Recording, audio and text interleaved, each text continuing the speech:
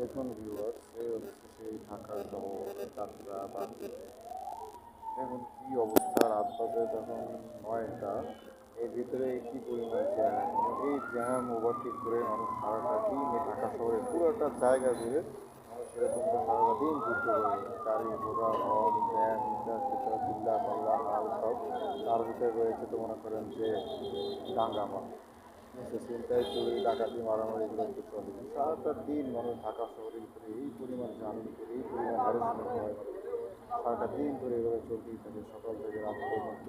এমনকি আপনার রাতেও দেখেছি এরকম গাড়ি ঘোড়া চলে, কিন্তু রাতে রাস্তা ফাঁকা থেকে এতটা জ্যাম হয় না।